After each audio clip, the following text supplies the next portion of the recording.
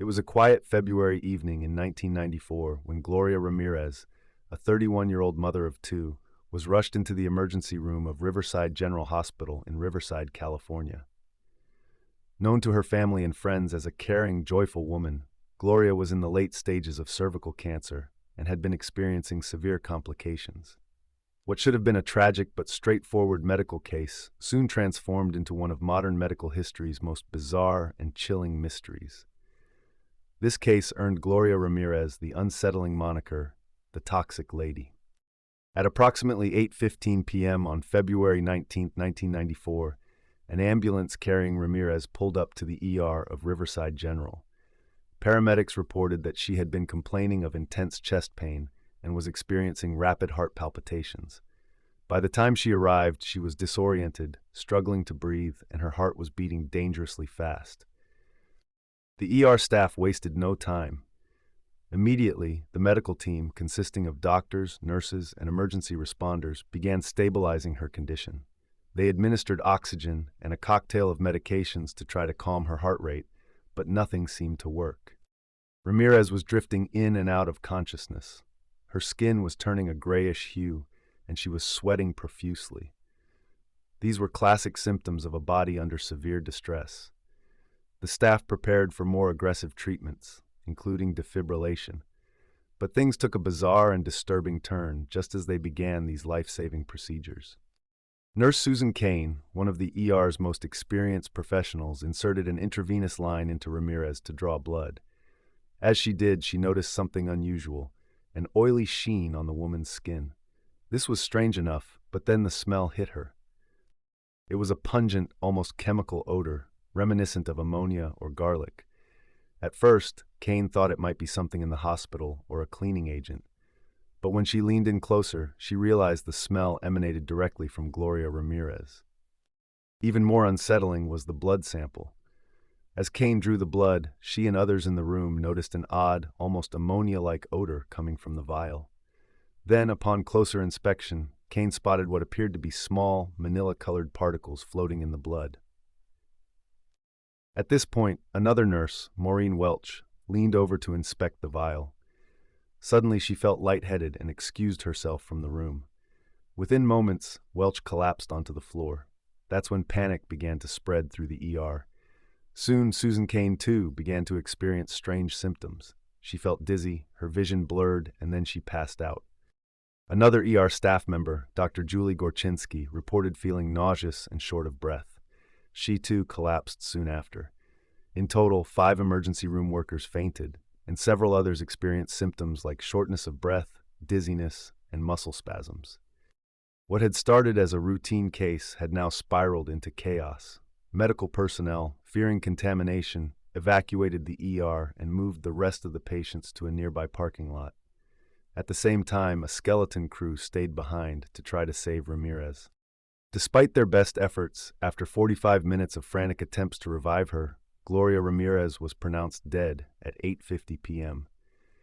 The cause of death was attributed to complications from her cancer. But what had caused the medical staff to collapse? And what were the strange odors and particles found in her blood? In the immediate aftermath of Ramirez's passing, Riverside General Hospital faced a crisis. How could multiple ER workers, trained professionals accustomed to handling trauma and critical care, have fallen ill so suddenly? And what had caused it? Authorities launched an exhaustive investigation, bringing hazardous materials teams to sweep the ER for possible chemical exposure. Their initial theory was that there had been a toxic chemical leak or that Ramirez had somehow been exposed to a dangerous substance before arriving at the hospital. However, no leaks were found and no hazardous chemicals were detected in the ER. The mystery deepened when the coroner's office took possession of Ramirez's body for an autopsy. Standard procedures could not be followed.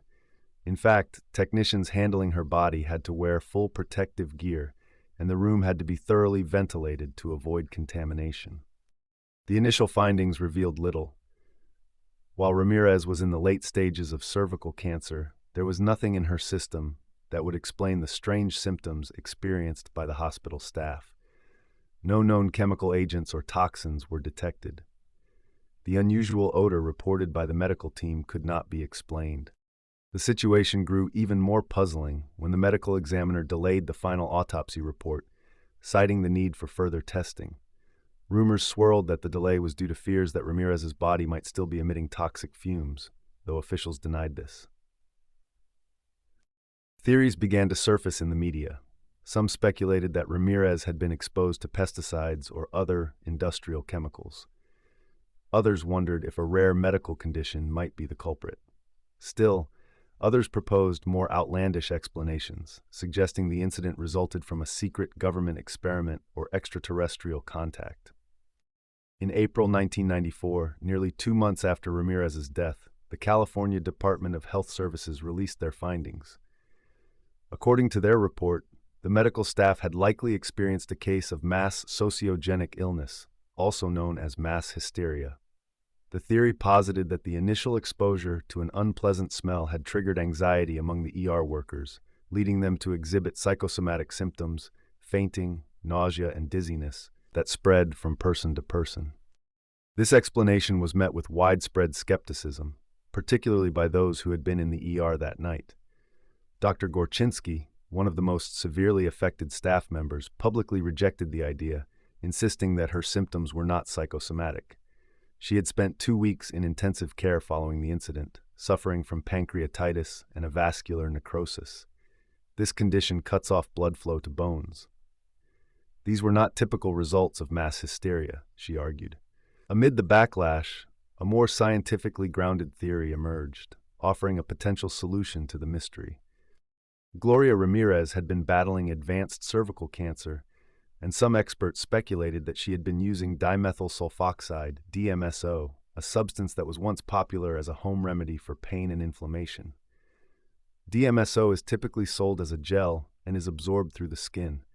It can cause a garlic-like odor at high levels, much like the one described by the medical staff. According to this theory, Ramirez may have been using DMSO to alleviate her cancer symptoms. When she was brought into the hospital, her body was in a severely compromised state. The oxygen administered by the paramedics could have interacted with the DMSO in her system, converting it into dimethyl sulfone, which can crystallize at room temperature, potentially explaining the manila-colored particles found in her blood. But the story doesn't end there. When doctors attempted to defibrillate Ramirez, the high-energy electric shocks might have converted the dimethyl sulfone into dimethyl sulfate. This highly toxic compound can cause symptoms like those experienced by the hospital staff, fainting, respiratory distress, and even organ damage. While this theory seemed to explain many of the unusual details of the case, it was still just that, a theory. There was no direct proof that Ramirez had been using DMSO, nor was there any definitive evidence that such a reaction had occurred. Yet for many in the scientific community, it offered the most plausible explanation for the incident. Despite the DMSO theory gaining traction, many questions about the case still need to be answered. Why did only some medical staff fall ill while others were unaffected? If DMSO was responsible, why hadn't similar incidents occurred before or since?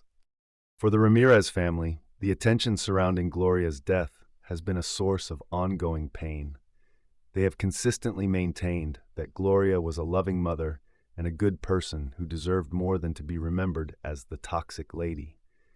In interviews, they've expressed frustration with the media's portrayal of Gloria and the seemingly endless speculation about her final moments. The family also filed a lawsuit against Riverside General Hospital, accusing the facility of mishandling Gloria's case and failing to protect both her and the hospital staff. However, the legal battle brought no new revelations, and the lawsuit was eventually dismissed. As for the hospital staff, the incident left a lasting impact. Several of those who fell ill that night reported long-term health problems, and the trauma of the event stayed with them. Dr. Gorczynski, in particular, suffered from chronic pain and other medical issues following the incident, further fueling her belief that something far more dangerous than mass hysteria had occurred in that ER. The death of Gloria Ramirez remains one of the most baffling medical mysteries of modern times. While the DMSO theory provides a plausible explanation for what happened that night, it is not definitive. The case continues to spark debate and intrigue, with new theories and hypotheses occasionally emerging. Gloria Ramirez's death is a reminder of the complexities of the human body and the limits of our understanding of science. While the truth of what happened that night in Riverside General Hospital may never be fully known, the legacy of the toxic lady endures as a cautionary tale of how quickly the ordinary can become extraordinary, and how mysteries, even in our modern world, still exist just beneath the surface, waiting to be solved. If you're interested in more unsolved mysteries like this one, please check out my other videos. And don't forget to like, subscribe, and hit the notification so you don't miss any new videos.